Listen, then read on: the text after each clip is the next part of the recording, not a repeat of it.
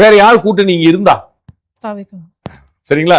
அப்ப என்னை துருப்பு சீட்டாக பயன்படுத்தி என்னை கூட்டணியை உடைக்க பார்த்தா, யார் உடைக்க பார்த்தா அதை சொல்லியா? என்ன என்னை உடைக்க பார்த்தாங்க, என்னை துருப்பு சீட்டா, இப்ப துருப்பு சீட்டா உங்களை பயன்படுத்தின யார்? அதை சொல்லும்ல. திரு எடப்பாடி பழனிசாமி வந்து பிஜேபி கூட்டணிக்கு வந்திருக்குன்னு சொன்னாரா? பிஜேபி வந்து எனக்கு 2025 மேலே வந்து ஏப்ரல்ல வந்துருச்சு. நீங்க எப்ப அவங்க சேர்ந்திருப்பீங்க? எடப்பாடி பழனிசாமி எப்ப பிஜேபி கூட்டணி வெளியேறலாங்கிற திட்டத்துல இருந்தாரா இந்த அசம்பிளி எலெக்ஷனை பொறுத்தளவுக்கு? அப்ப உங்களை யார் கூப்பிட்டா? என்ன இருந்துச்சு? சரி, சீமான் கூட போலான்னு இருந்தீங்களா?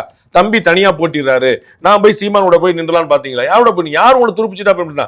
இல்ல ஸ்டாலினே செஞ்சாரா? சரிங்களா? அப்ப உங்க ஸ்டாலின் கூட தான் இருக்கிறீங்க, அவர் கூட வச்சிருக்கிறாரு. பிஜேபி கூட இருக்கனால ஏடிஎம்கே கூட போக முடியாது. அண்ணன் சீமான் கூட நீங்க போக மாட்டீங்க. வேற யாரு லெஃப்ட் அவுட்?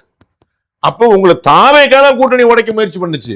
இன்னைக்கு திரு ஆதவர்ஜுன் அவர்கள் உங்க கூட உட்கார்ந்துட்டு ஆனந்தவுடன் பத்திரிகையில வந்துட்டு வந்து எல்லோருக்குமான அம்பேத்கர் புஸ்தகத்தை சொல்லும் போது அண்ணனுடைய இதயமே இங்க இருக்கும்னு நீங்க சொன்னீங்க.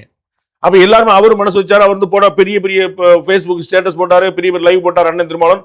அப்புறம் அவங்க தான் முயற்சி பண்ணாங்க. அப்ப என்னை அன்னையில இருந்து கூட்டிட்டு இருக்காங்க. அன்னைக்கு போற சந்தர்ப்பம் கிடைக்கல, இன்னைக்கு போனாங்க, சந்தர்ப்பத்தை விட விருப்பம் இல்லை. இவ்வளவுதான் பாயிண்ட்.